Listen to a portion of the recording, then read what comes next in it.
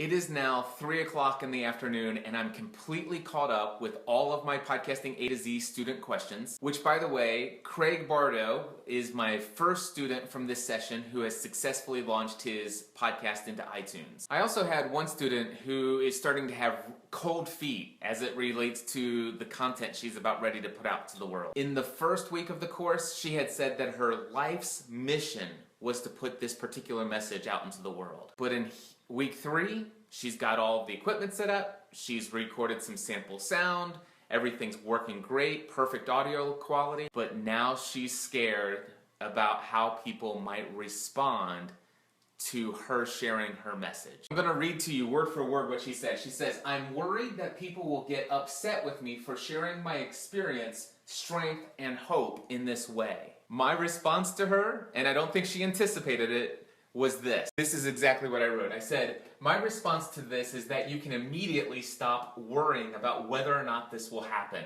Why? Because I can assure you that it will happen. I told her that no matter what your message is, if it's a valuable and very important message, there's always going to be a percentage of people out there who are going to be hypersensitive to whatever it is that you might say. The problem is that these people are actually in the minority almost every single time. But it's this vocal minority that seems to have the loudest voice, and they're the ones who always seem to be giving you feedback. And really, there's only one more voice out there that's any louder than their voice, and it's the inner critic inside your own mind. And I know firsthand what it's like to have an inner voice, the inner critic, telling you, what do you think you're doing? Who do you think you are? But then, in spite of that inner voice, to say, hey, you need to set aside, I'm going to go out there and do something. I'm going to say something that matters. In my experience, the reality is that as soon as I say, you know what, I have something to share with the world, and this is what's on my heart. When I do that, it makes a powerful impact in people's lives. Starting out, it might just be 5 or 10 people. But today, after 11 years of doing all this stuff online, when I do things like this, it's hundreds and thousands of people. But the first people I tend to hear from, even today, are the ones who are very sensitive to what I've shared and who don't like it.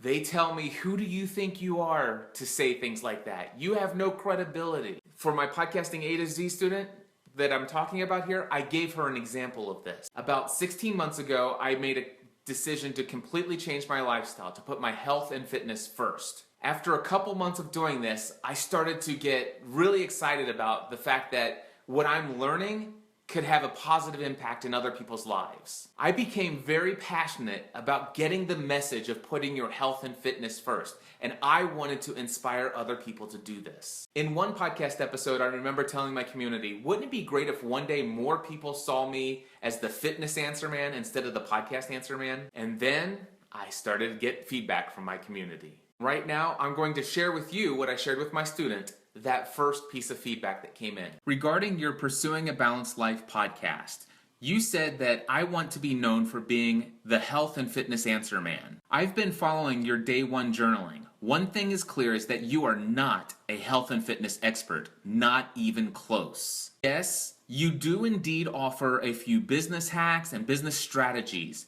You do have game in the new media space. You are far from having game in the health and fitness space. Glad that you're quoting some essentialism book hacks. Do the math. Let's say you released 50 episodes of Pursuing a Balanced Life in 2015. That is 45 to 50 hours. The book Essentialism promotes just-in-time learning. This means that investing 45 to 50 hours of listening to you attempting to figure out your health and fitness journey is not a productive or valuable use of time. You're pawning yourself off as legit in health and fitness when you are not. Yes, I'm calling you out for one main reason. Currently, Pursuing a Balanced Life podcast does not have any real success track record in health and fitness. Why? Because you don't have any quantifiable or tangible results or track record from 2014. The book, Essentialism, creatively teaches us how to cut the fat, for example, the unnecessary. Yes, you're an A-lister in podcasting. This does not automatically give you A-list credibility in the health and fitness space. My friends, when I told my community that I was going to share my journey of becoming more physically fit and healthy, when I told my community that I could envision a future where people will actually say, "You've inspired me more in health and fitness than in the world of podcasting," I looked like this.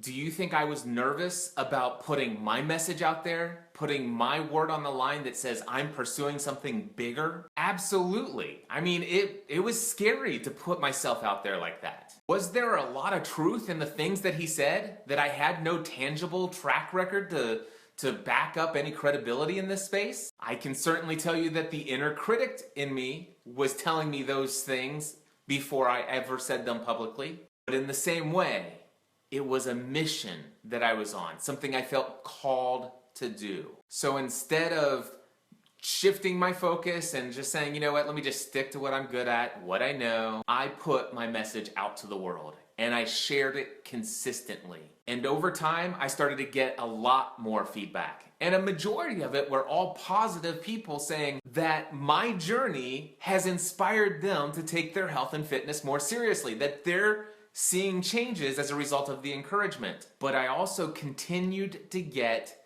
negative, super highly critical feedback from people who didn't like my message. But I didn't let their negative feedback keep me from putting my message out into the world. And 1 year later, I posted this update. And I don't know if you can see this or not, but there are over 1,000 likes on this Facebook post and 304 comments. And if you go to trainwithcliff.com, you're going to see people from all over the world who have decided to put their health and fitness first.